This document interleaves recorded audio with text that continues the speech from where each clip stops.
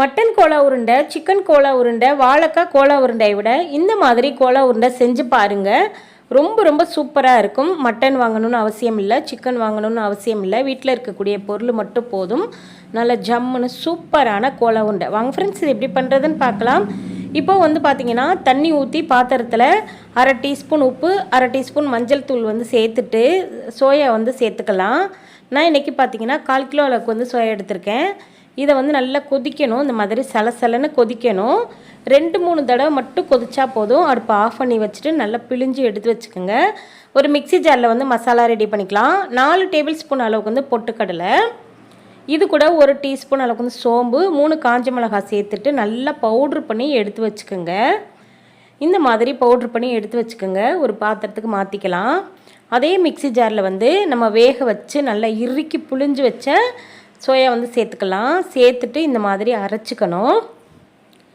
இது போல் தண்ணி சேர்க்க வேண்டாம். அதில் உள்ள ஈரப்பதமே போதும். அப்போ தான் நமக்கு வந்து உருண்டை உருட்டும் போது கரெக்டாக இருக்கும். எல்லாத்தையுமே அரைச்சி ரெடி பண்ணிவிட்டு இது கூட கருவேப்பிலை, மல்லித்தலை, அதுக்கப்புறம் பொடியாக நறுக்கின வெங்காயம் சேர்த்துக்கலாம். இது கூட 1 டேபிள் ஸ்பூன் அளவுக்கு வந்து இஞ்சி பூண்டு பேஸ்ட் வந்து சேர்த்திங்கன்னா உங்களுக்கு சிக்கனில், மட்டனில் வந்து நம்ம கோலா உருண்டை செய்வோம் இல்லையா, அந்த டேஸ்ட்டில், அந்த பக்குவத்தில் இருக்கும். அடுத்ததாக இது கூட ஒரு கைப்பிடி நிறைய மல்லித்தலை, 1/2 டீஸ்பூன் மஞ்சள் தூள், 1/2 டீஸ்பூன் மிளகாய் தூள், உங்கள் டேஸ்ட்டுக்கு ஏற்ற மாதிரி சேர்த்துக்குங்க. 1/2 டீஸ்பூன் கரம் மசாலா, இது கூட 1/2 டீஸ்பூன் உப்பு, உங்கள் டேஸ்ட்டுக்கு ஏற்ற மாதிரி உப்பு சேர்த்துக்கலாம். கூடவோ குறைச்சோ சேர்த்துக்கோங்க. இதில் வந்து ஃபஸ்ட்டே நம்ம வந்து பவுட்ரு பண்ணி வச்சுருந்தோம் இல்லையா, அதை வந்து சேர்த்துக்கலாம்.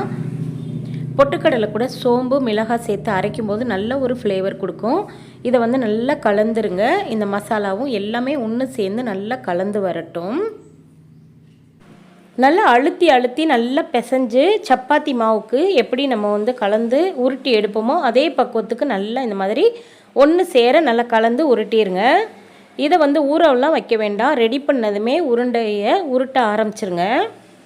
இது போல் நல்லா குட்டி லெமன் சைஸில் வந்து உருட்டி ரெடி பண்ணி வச்சுக்கலாம். பெரிய சைஸாகவும் வேண்டாம், அதே சமயத்தில் பொடியாகவும் வேண்டாம்.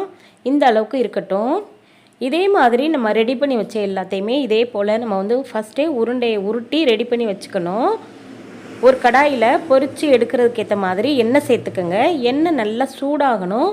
சூடானதுக்கப்புறம் போட்டதுக்கப்புறம் சிம்மில் வச்சு வேக விடுங்க. ஹை ஃப்ளேமில் வச்சிட வேண்டாம். டக்குன்னு வந்து பார்த்திங்கன்னா மேலெல்லாம் நல்லா கலர் மாறிடும், உள்ளே வேகாமல் போயிடும். சிம்மில் வச்சு வேக விடுங்க. ஒரு கரண்டி வச்சு நல்லா இந்த மாதிரி கலந்து கலந்து விடுங்க.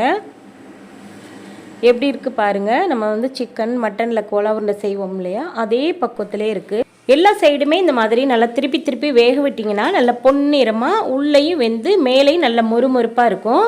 வெந்ததுக்கப்புறம் அதை வந்து ஒரு பிளேட்டுக்கு எடுத்து மாற்றி வச்சுட்டு கடைசியாக ஒரு கைப்பிடி நிறைய கருவேப்பிலையை தூவி விட்டுட்டிங்கன்னா அது கூட சேர்ந்து நல்லா பொரிஞ்சு நல்ல ஒரு ஃப்ளேவர், நல்ல ஒரு வாசனை கொடுக்கும், நல்ல டேஸ்ட்டு கொடுக்கும். கடைசியாக கருவேப்பிலை சேர்த்துட்டு நல்லா எடுத்து வச்சுருங்க. அவ்வளோதான். சூப்பரான மீல் மேக்கரை பயன்படுத்தி அருமையான கோலா உருண்டைங்க. சிக்கன், மட்டனில் செஞ்ச அதே டேஸ்ட்டு அதே பக்குவத்தில் இருக்கும். கண்டிப்பாக செஞ்சு பாருங்கள். சாயங்காலம் ஒரு டீ போட்டு வச்சுட்டு கூட ஸ்நாக்ஸாக கூட சாப்பிட்லாம். இல்லைனா குழம்பு வச்சிங்கன்னா அதுக்கு தொட்டு கூட சாப்பிட்லாம். செம்ம டேஸ்ட்டான மீல் மேக்கர் நீங்களும் செய்யுங்க.